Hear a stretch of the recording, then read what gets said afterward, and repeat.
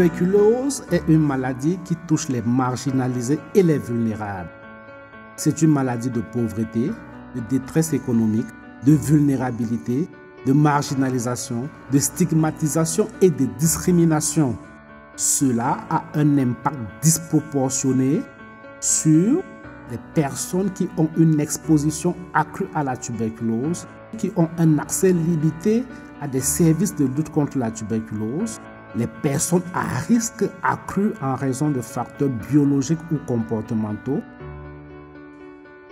Les enquêtes CRJ permettent d'évaluer et aborder les droits humains et les barrières de genre empêchant l'accès universel à des services de soins, de prévention, de soutien anti-tuberculose de haute qualité en utilisant l'approche des droits de l'homme du cadre de lutte contre la tuberculose.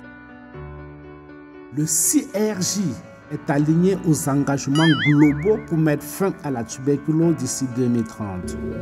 Il s'agit de la stratégie de l'OMS pour mettre fin à la tuberculose, avec des fortes coalitions avec la société civile et les organisations communautaires, la protection et la promotion des droits de l'homme, de l'éthique et de l'équité, les soins centrés sur la personne, du plan mondial de Stop TB Partnership pour mettre fin à la tuberculose, avec des approches centrées sur les communautés et les personnes, les droits de l'homme et des approches fondées sur le genre.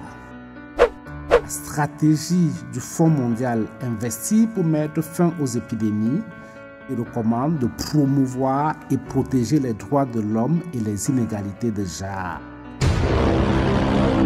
Le CRJ a trois principales composantes. C.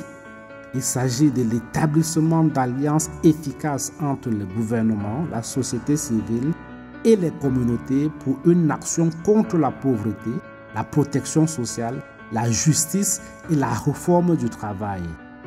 Les personnes atteintes de tuberculose et leurs communautés doivent être des partenaires dans la conception et la planification des stratégies de lutte contre la tuberculose. Les personnes atteintes de tuberculose et leurs communautés doivent jouer un rôle clé dans le suivi et l'évaluation.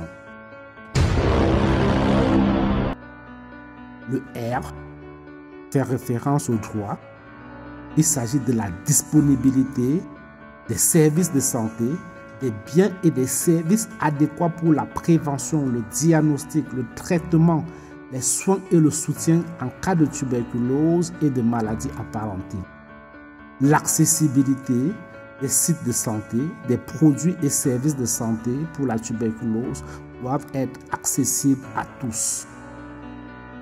Acceptabilité, les formations sanitaires, les produits et les services pour la tuberculose doivent respecter l'éthique médicale, une culture appropriée, une prise en compte du genre et des besoins particuliers des populations clés.